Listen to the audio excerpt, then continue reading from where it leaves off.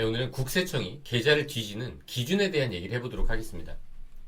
얼마 전에 댓글로 이런 질문을 남겨주셨어요. 부모님이 어느 정도 자산가라야 10년치 계좌를 뒤질지, 애지간한 자산가 아니면 세무공무원 인건비도 안 나올 텐데, 제가 아는 세무공무원 말로는 상속은 잘 모르겠지만 일반 회사도 민원 들어오는 거 아니면 큰 건수 아니면 세무조사로 뒤지지 않는다는 건데, 상속자 뒤지는 것도 대충 기준이 있나요? 한 50억 이상이라든지. 그 외의 질문은 어떤 신고와 관련된 건데 이건 나중에 기회가 될 때 보도록 하고, 오늘은 이 계좌 조회에 대한 내용을 같이 한번 살펴보도록 하겠습니다. 우선 이 계좌 조회 자체는 세무조사는 아니에요. 세무조사를 하는 과정에서 이 금융조사라고 불리는 계좌 조회를 하게 되는 거죠. 이거의 정식 명칭은 금융거래 현장 확인입니다. 그런데 세무서가 세무조사를 한다고 제 계좌를 마음대로 볼 수 있나요? 그건 아닙니다.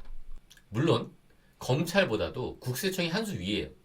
검찰은 계좌를 확인할 때 외부 기관의 승인을 받는데 국세청은 내부 승인이죠. 세무서가 지방청의 승인을 받으면 되는 거예요. 우리 이렇게 세무조사를 하는 과정이라도 지방청의 승인을 받았다고 해도 이 금융실명법을 따라야 됩니다. 이게 세무서가 조사를 할 때, 세무조사를 할 때 그 따르는 사무처리 규정 같은 거거든요. 거기에 뭐라고 나와 있냐면 금융거래 현장 확인, 이걸 아까 금융조사라고 한다고 했죠. 세무조사 목적으로 만약에 금융거래 현장 확인 한다고 해도, 이 금융조사를 한다고 해도 금융실명법이랑 상속징여법을 따라야 된다는 겁니다. 여기서 말하는 금융실명법이 뭐냐면 정식 명칭 금융실명거래 및 비밀보장에 관한 법률입니다. 여기에 뭐라고 나와 있냐면 금융회사한테 거래 정보 제공을 요구해서는 안 된대요. 물론 예외적인 규정은 있는 겁니다. 그 예외적인 규정으로 세무조사가 있긴 있는 거예요. 그런데 세무조사를 한다고 하더라도 이 금융실명법에 따라서 원칙적으로 특정 점포만 조회해야 됩니다. 물론 그 상황에서도 또 예외적으로 일괄 조회를 할 수는 있습니다. 근데 원칙은 그렇다는 거예요. 근데 그 법 문구를 자세히 살펴보면요, 뭐라고 적혀 있냐? 특정 점포와 일괄 조회, 이 기준이요. 일괄 조회는 혐의가 좀 인정이 돼야 된다는 거예요. 뭔가 혐의가 인정돼야지 일괄 조회를 요청할 수 있는 거지, 혐의도 없는데 단순히 상속증여 재산을 확인할 목적으로는 일괄 조회가 안 된다는 거예요. 그게 금융실명법에 나와 있습니다. 좀 자세히 보면 나와 있어요. 그럼 단순 확인은 특정 점포만 조회할 수 있구나, 이렇게 생각할 수 있겠죠. 근데 금융실명법에서 너무 단단하게 막아두고 있으니까 상속증여세법에서 좀 예외를 만들어 뒀습니다. 그러니까 일괄 조회를 할 수 있는 예외를 만들어 준 거예요. 어떤 특정 점포에 대한 조회가 아니라 일괄, 전체 금융기관에 대한 조회가 가능할 수 있게, 여기에 금융재산을 일괄적으로 조회할 수 있는 경우를 넣어놨습니다. 그럼 여기에 숫자도 있지 않을까? 좀 자세히 한번 살펴보면 탈루 혐의가 있대요. 이거는 금융실명법에도 있었죠. 그 다음 58조 1항이 있네요. 이 58조 1항에 일괄조회 대상자가 있다는 거죠. 그래서 58조 1항을 가봤습니다. 역시 애매하게 적혀 있어요. 어떤 국세청이 관리 대상으로 삼는 사람이 있는 것 같은데 대통령령으로 정했다네요. 대통령령으로 한번 가보죠. 가보니까 임대소득이 일정 금액 이상, 소득세 일정액 이상, 재산세 일정액 이상, 그리고 납입자본금이나 자산규모 일정액 이상, 이건 법인 기준이겠죠. 그리고 기획재정부령으로 정하는 자, 이것도 한번 확인해보죠. 거기에 뭐라고 나와있냐? 고액의 배우자 상속공제, 고액이 얼마죠? 일정 금액 이상의 재산을 상속받은 사람, 그러니까 그 일정 금액이 얼마냐 이거죠. 그게 안 나와있네요. 그죠? 결국 상속증여세법엔 그 금액이 나와있진 않습니다. 어쨌든 임대소득이 많이 발생하고 부동산이 많고 큰 법인을 갖고 있고 이런 사람들은 일괄적으로 조회하는 그 대상이 되는구나, 이렇게 감을 잡으시면 좋을 것 같고, 보통 그 전체 조회 대상자를 선정하는 기준을 보통 30억 정도로 봅니다. 근데 아까도 살펴봤듯이 단일 기준은 아니라는 거죠. 물론 재산이 적어도 어떤 특정 혐의가 있는 분들은 그 조회 대상이 될 수는 있습니다. 참고로 만약에 내가 조사 통지서를 받았어요. 그 통지서를 받았는데 거기 담당자가 나오죠.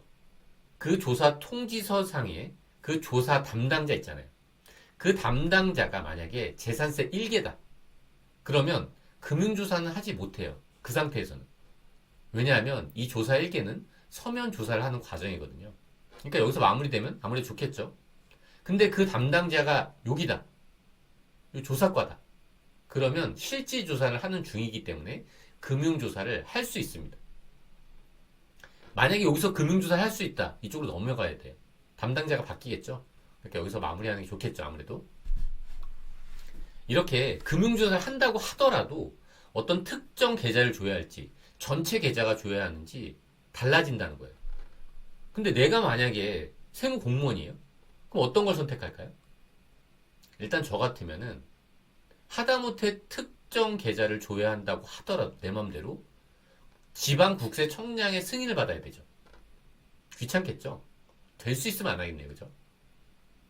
뭐 근데 굳이 그래도 해야 된다면 아마 특정을 택하게 될 겁니다. 저라면 그럴 거예요. 여기서 말하는 이 특정이 무슨 말일까요? 뭘 특정하라는 거죠? 저는 제가 조사하고 있는 조사 대상자 있죠. 이 사람의 계좌번호를 특정해야 돼요. 그래야지 어딘가에 요청할 수 있을 거잖아요. 금융기관에. 그렇게 요청하라는 거거든요. 결국 저는 이 계좌번호를 알아야지 금융기관에 이 조회를 요청할 수 있는 거예요. 이 계좌번호를 어떻게 알게 될까요?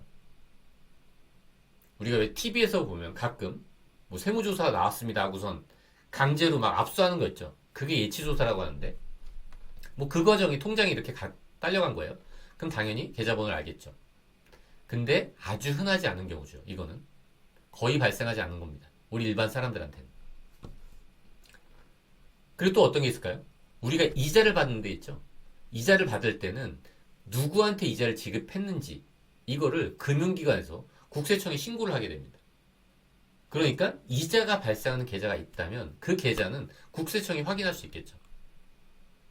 그리고 제가 연말정산 받으려고 계좌를 신고해놨어요. 환급계좌로. 그럼 당연히 알 수 있겠죠. 아니면 사업용 계좌를 신고했습니다. 이것도 당연히 국세청이 확인할 수 있겠죠. 그리고 개인사업자입니다. 법인사업자예요. 세무조성 계산서를 제출하잖아요. 이 계좌도 아마 조회할 수 있을 겁니다. 그리고 탈세 제보가 있다면 그 계좌는 당연히 노출되겠죠. 되게 중요한 것 중에 하나가 우리가 탈세 제보를 하면 막 그냥 조사할 것 같잖아요. 그렇지 않습니다. 계좌번호를 특정해 줘야지 세무서도 조사할 수 있는 거예요. 그리고 금융정보분석원. 이건 뭐 국세청이랑 다른 기관인데 우리가 뭐 현금 인출액을 1,000만 원 이상 했다. 그러면 여기에 쌓이거든요. 이 정보분석원에 자료를 요청해서 그 계좌를 확인할 수도 있겠죠.